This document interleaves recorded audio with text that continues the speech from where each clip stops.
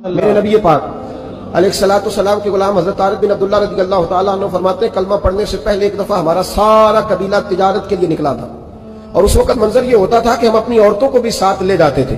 6 مہینے سفر کرنا ہوتا تھا، اونٹ گھوڑے ہم بیچا کرتے تھے، عورتیں بھی ساتھ رہتی، کھاتے بھی پکاتے بھی.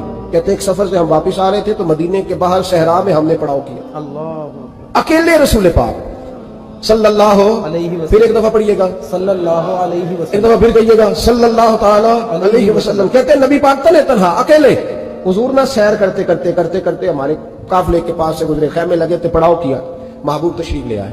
کہتے ہیں حضور سید عالم صلی اللہ تعالی وسلم تشریف لائے. کوئی قبیلے میں سے قافلے میں سے حضور کو جانتا نہیں تھا. ایک سرخ رنگ کا اونٹ تھا ہمارے سردار کا جو بکنے سے رہ گیا تھا، بڑا خوبصورت. کہتے ہیں نبی پاک کو پسند آ گیا. حضور پوچھنے لگے تم کون ہو؟ قاضی مسافر ہے. کہاں سے آئے ہو؟ فلاں جگہ سے آئے ہیں. کس لیے آئے ہو؟ ہم تجارت کی غرض سے نکلے. اونٹ بیچو گے؟ بیچنا ہے. کتنے کا سودا طے ہوا؟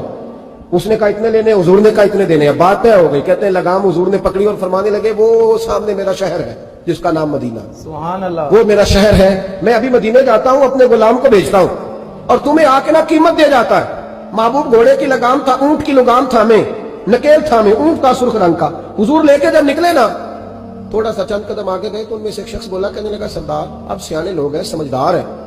اس شخص کا نام پوچھا آپ نے، قبیلہ پوچھا ہے، ایڈریس کا پتہ ہے کہاں رہتا ہے، اتنا قیمتی اونٹ دے دیا. سردار بھی کہنے لگا، سارے کہنے لگے یار ان کی باتوں میں اتنی لذت تھی، ان کے گفتار و رفتار اتنی بابکار تھی، مزیدار تھی کہ ہوش ہی کوئی نہیں رہا. بھئی ہم پرانے تاجر ہیں، کبھی اس طرح کا سودا کیا ہی نہیں جس طرح کا آج ہو گیا. اوہو واقعی کچھ نہیں یاد رہا، کوئی سمجھ نہیں آئی. وہ بھی نظر آ رہے ایک آدمی، دوڑ کے جاؤ، دوڑ کے اور جا کر کے نا ان سے کہو بڑی جائز بات ہے، وہ ناراض بھی نہیں ہوں گے. ان سے ایک شخص کہو کہ بھئی اونٹ لے جاؤ، پیسے لے آنا اور اپنا مال لے جانا، دوڑ کے جاؤ. ایک شخص دوڑنے لگا تو سردار کی بیوی خیمے کے اندر تھی، پردے کے پیچھے سے گولی کرنے لگی خبردار کوئی پیچھے نہ جائے، اگر پیسے مل گئے تو ٹھیک ہے، نہ ملے تو میں دے دوں گی. سبحان اللہ. کوئی پیچھے نہ، کوئی نہ جائے پیچھے. سردار کہنے لگا تو جانتی ہے؟ کہنے لگی نہیں. گارنٹی کیوں دے رہی ہے؟ تو کہنے لگی تم نے ان کا چہرہ نہیں دیکھا؟ اللہ اکبر. تم تو سودے کر رہے تھے، میں پردے کے پیچھے سے دیکھ رہی تھی. پیر مہر علی شاہ صاحب کو کسی نے کہا تھا نبی پاک کا حلیہ بیان کرے. بتائیں حضور کے کان مبارک کیسے تھے، آنکھیں کیسی تھی، ناک مبارک کیسی تھی، بینی مبارک کیسی تھی. تو پیر مہر علی شاہ صاحب کہنے لگے کوئی مثل نہیں ڈھولن دی. کہنے لگے مجھ سے نہیں بیان ہوتا حضور کا حلیہ، کوئی مثل نہیں ڈھولن دی. تو چپ کر مہر علی، ایتھے جا نہیں ہوں بولن، بس کر، تو بیان کر سکتا ہے اتنی طاقت. اعلیٰ حضرت نے کہا لم یاتی نذیر کفی ناظرین مثلے تو نشد پیدا جانا. حضور مثال تو تب آپ کی بنے گی نا کوئی آپ کی طرح کا پیدا تو ہوگا، تبھی مثال بنے گی. تو جب ہوا ہی نہیں تو مثال کیسے بنے گی؟ کہنے لگی کوئی نہ جائے، نہ پیسے آئے تو میں دے دوں گی.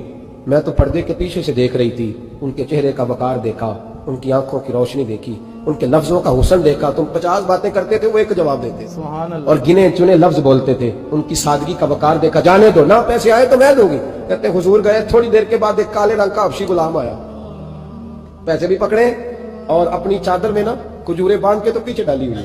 وہ دیہاتی لوگ پیچھے نہیں ڈال لیتے، کھجورے ڈال کے پیچھے. کہتے ہیں وہ آئے اور ان کے آنے کا انداز بھی بڑا نرالا تھا.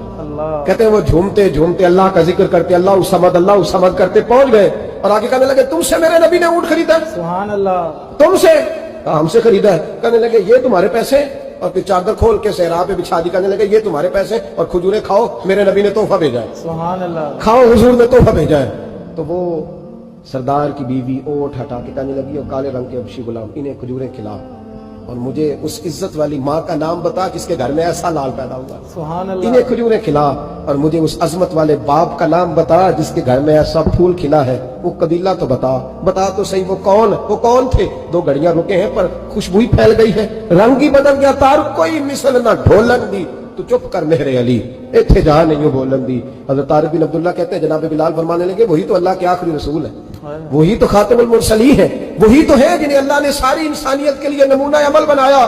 کہتے ہیں ہم اونٹ بیچنے گئے تھے پر سارے کا سارا قبیلہ ہی مسلمان ہو گیا. نبی پاک کی حضور کے ظاہری حسن کے تذکرے ہماری اولادوں کو آنے چاہیے. ایک شعر مرحوم اعظم چشتی نے کہا تھا، کمال کر دی. کہنے لگے سمجھا نہیں ہنوز میرا عشق بے ثبات، تو کائنات حسن ہے یا حسن کائنات؟